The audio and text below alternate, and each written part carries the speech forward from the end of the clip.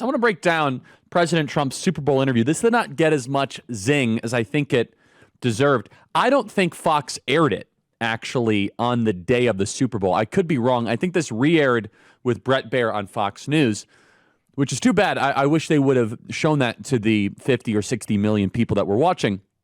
I think there's a lot here that is worthy of unpacking. This is first President Trump on tariffs.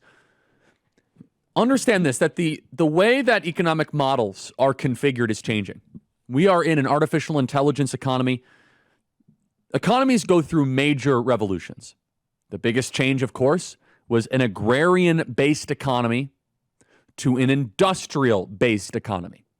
The second major change was from an industrial-based economy to a digital-based economy. We are now going from a digital-based economy to an artificial intelligence-based economy. We are not there yet. We are metamorphosizing in real time. Whereas before we went from the farms to the factories and the factories to our laptops, we're now going from our laptops to, you can call it robots, AI. But the way that we configure economic models has to be completely taken apart. It's going to require some tariffs, external revenue. It's going to require DOGE. It's going to require cuts. This is why what DOGE is doing is so critically important.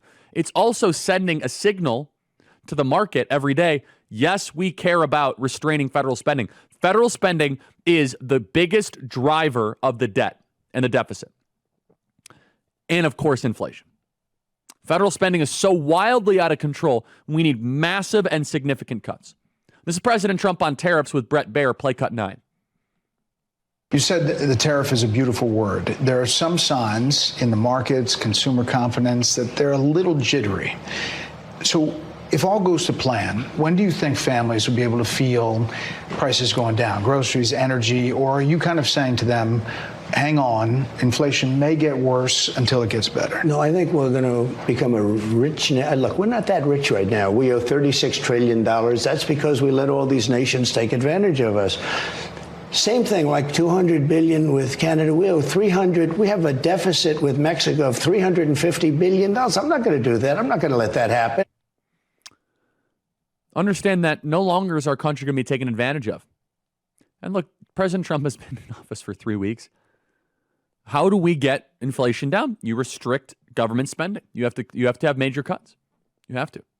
Number two, you have to have growth. And we're going to see big growth. We are going to see growth. I can feel it. I feel the investment. I feel the psychological boost. I feel the optimism. I feel the energy. I feel the spirit. I feel the vitality.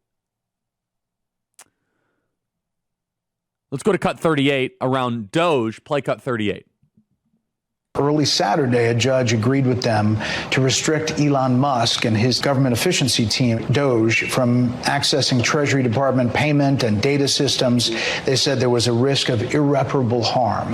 What do you make of that? And does that slow you down on what you want to do? No, I disagree with it 100%. I think it's crazy. And we have to solve the efficiency problem. We have to solve the fraud, waste, abuse, all the things that have gone into the government. You take a look at the USAID, the kind of fraud in there, that and you where found the money's going. things. Well, we're talking about hundreds of millions of dollars of money that's going to places where it shouldn't be going, where if I read a list, you'd say this is ridiculous, and you've read the same lists, and there are many that you haven't even seen. It's crazy. It's a big scam. And it's going to require major government reform.